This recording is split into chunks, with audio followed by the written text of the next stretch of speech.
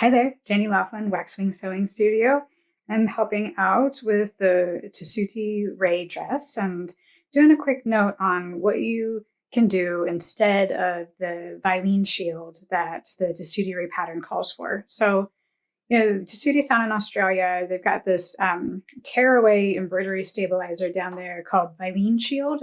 There's pattern pieces on the pattern layout that you can cut out, and they recommend that for the sleeveless version, you create these shields and then you tear them away later once you've finished this seam. And this is only for the sleeveless version. Actually, I've got the instructions open as well, so you can follow along and have a visual.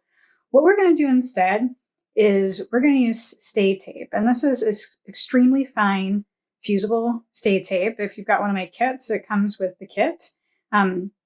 And it's the Sokeezy associated with Palmer Pleish.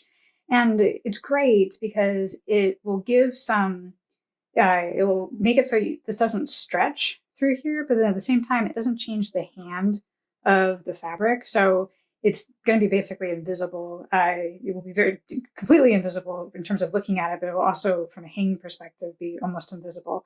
So the way that this gets applied is it's hard to tell a little bit which side is the front and which side is the back. So it's a one-sided fusible stay tape. So you're going to be gluing it basically to the sleeve instead of cutting out this pattern piece and cutting it out of that embroidery stabilizer. And the way you tell which one is the front is just that the front is just a tiny bit smoother than the back. And if you just with your thumb kind of feel both of them, you'll probably feel the difference between the two. And the back is just a tiny bit shinier because the back has that glue on it. So when you figure out which way is the front and which way is the back, you can place at your ironing board usually. And when you go around these, the arm sky here, the way that you can get this to sit flat is you can put in little clips, just like you would if you're trying to keep a neckline flat, etc.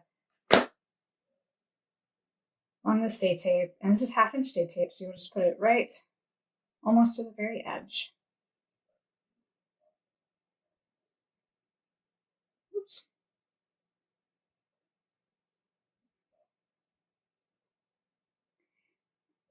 And you can do some more little clips down there. And then with your iron, you would press directly down on this for about 20 seconds without moving it around.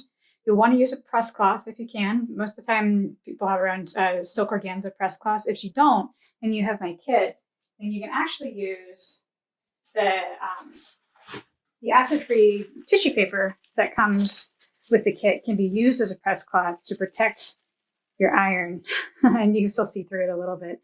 And that way, if you put it on upside down, then it won't glue to your iron, which is always a good thing. So that's what we're going to do instead of the Vilene shield. So thank you so much and good luck with your project.